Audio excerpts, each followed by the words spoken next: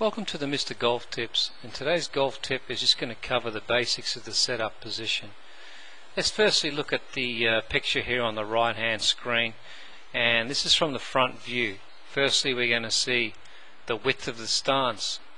The width of the stance is ideally about shoulder width apart.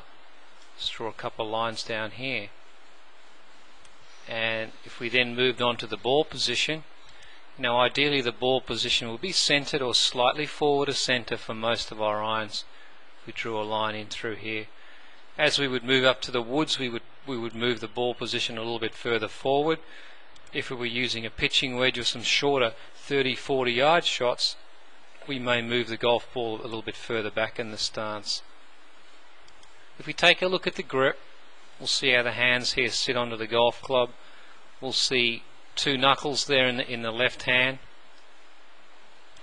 1, 2, and how the right hand sits onto the golf club is a key factor, and we'll see the V of the hand runs up the actual right forearm.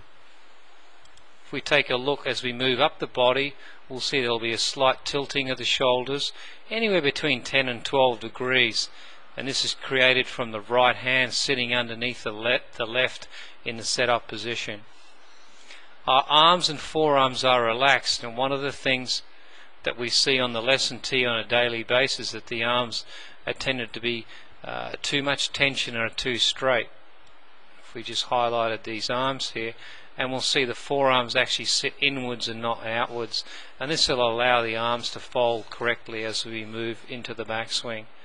Another forgotten part of the setup position is the eye line. The eye line will ideally be fairly square or pretty level, and this will give us a good visual as we move the golf club and give us a better opportunity to move in the correct direction. If we take a look here, weight, pressure, put a little circle here on each foot. Now the ideal weight pressure with a short to mid iron is we'll have a 50-50 ratio of our feet.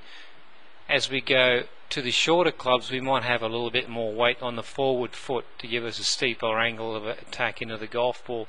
But let's get the basic stuff right first and just have an even weight pressure as we set up. If we drew a line down here from the shoulders down to the feet, we can see that my hips are slightly forward and are actually leaning up against the line. If we now move back to the down the line position, we'll look at the tilt of the body. We'll draw our primary bending point will become from the waist, and then we'll have the upper body or the spine angle will create about a 50 to 55 degree angle. This gives us the right tilt down into the ball. Our shoulders will hang directly over our toe line, and now we can see that our hands are hanging underneath our shoulders. The knees will have what I call not so much of a flex, but they will unlock and relax to give us a nice athletic setup position. There's a slight rounding of the back here. We don't want to try to keep that too straight because that'll restrict our body in our turn and our backswing, and we'll tend to be more upper body and not have the correct blend of hands and arms. As we see how the club position sits, we'll see the club will sit just above our belt buckle and just below our belly button. That creates the right angles of the club and arms in the setup position. I think one of the most talked about things in the setup position is our aim. Now the first thing that we aim is the club. The club is the most important thing, and we'll allow the body to set up and match the club face aiming point. But ideally we'd have a square feet, our knees, our hips and our shoulder line, and also our eye line needs to be square. Our feet wouldn't be the most important thing, which a lot of people think is the most important thing.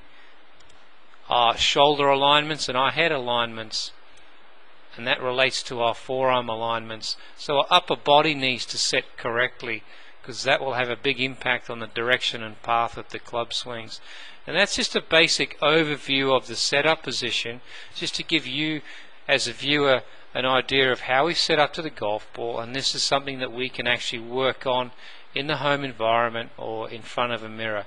Thanks for watching the Mr. Golf Tips, and stay tuned for tips in the future.